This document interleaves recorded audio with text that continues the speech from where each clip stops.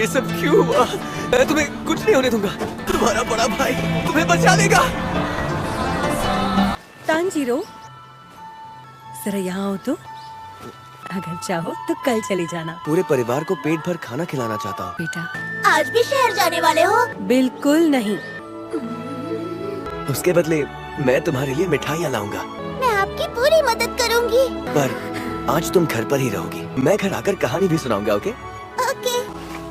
ठीक है, तो मैं चलता हूँ। ताकि अपनी लकड़ियाँ काट कर उन्हें घर पर ले आना, ठीक है? मुझे तो लगा था कि हम साथ में लकड़ियाँ काटेंगे। भैया, अब मैं छोटा नहीं रहा। क्या शर्मा गए? शाबाश। शांत हो जाओ। भैया, बस भी करो ना।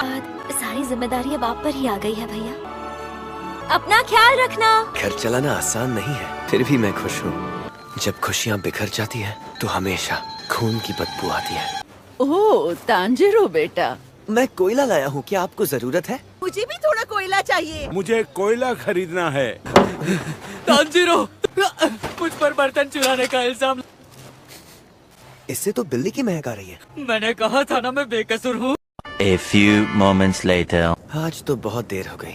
ओए तांजीरो, अभी जाने में खतरा होगा। आज मेरे पास रुक जाओ। लेकिन डीमन आने वाले हैं।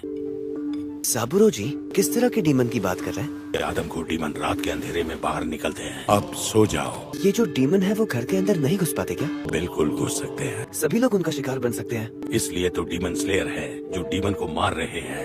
आदि के जाने से पहले वो भी यही सब बोला करती थी। अपने परिवार को खोने के बाद साबुरो जी यहाँ अकेले रहते हैं, इसलिए अगली बार अपने भाइयों को भी साथ लेकर आऊंगा। संभल कर जाना। A few moments later. जब खुशियाँ बिखर जाती हैं, तो हमेशा खून की बदबू।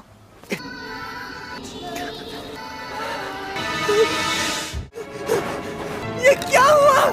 माँ, Hanako, माँ, शिगेरू, ताके, नोबुता, नेजुको। सिर्फ नेजुको की सांसें चल रही हैं। शायद डॉक्टर कुछ मदद कर पाए। आगे बढ़ो, तुम्हारा बड़ा भाई तुम्हें बचा लेगा।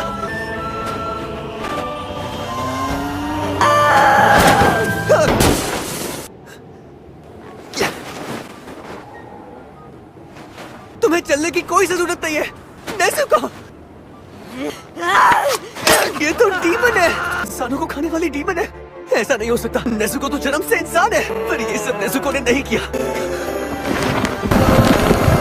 शरीर बड़ा हो गया। तब मेरा परिवार ऐसे ही खौफनाक मंजर से गुजर रहा था। मुझे माफ कर दो, मैं तुम सबको नहीं बचा पाया। नेजुको, हार मत मानो, हार मत मानो।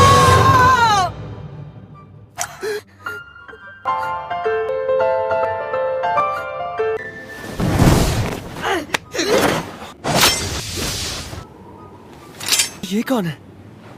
क्यों बचा रहे हो इसे? छोटी बहन है।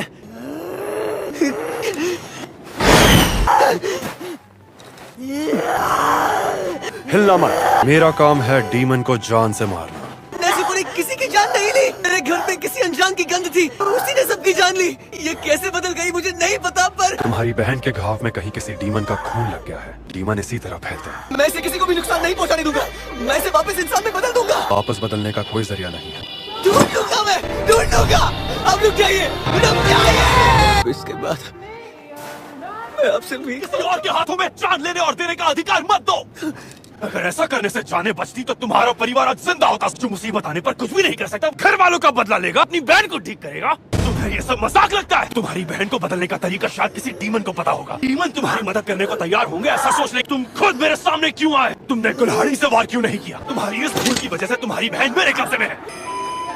मैं जानता हूँ तुम बहुत ज्यादा दुखी हो, तुम्हें बहुत तकलीफ होती होगी। छोटी बहन डीमन बन गई, घर वाले मारे गए। मैं समझ सकता हूँ। अगर मैं आधे दिन पहले भी पहुँच गया होता तो तुम्हारा परिवार आज शायद जिंदा होता। गुस्सा करो, इंसान को बहुत ताकत और हार ना मानने की शक्ति देता है। अच्छा,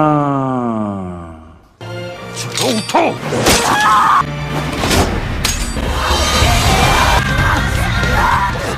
कुल्हाड़ी भी फेंक दी, हाथों को छुपाकर, जिससे मुझे लगे कि ये निहत्था है। ये उसे खा जाएगी। डीमन बनते समय भी इसे काफी ज्यादा ताकत लगी होगी, भूख से तड़प रही होगी। पर इस तरह अपने भाई को बचाना और मुझसे लड़ना कुछ अलग ही है। मैं नीजुको को तुम्हें सौंपती हूँ। उठ गए तुम? सागिरी पर्वत के नीचे उरोकोदाकी साकोंजी नाम का एक बूढ़ा आदमी रहता है। उनसे कहना कि तुम्हें तोमियो का गियू ने भेजा है। अपनी बहन को सूरज की रोशनी से बचा कर रखना।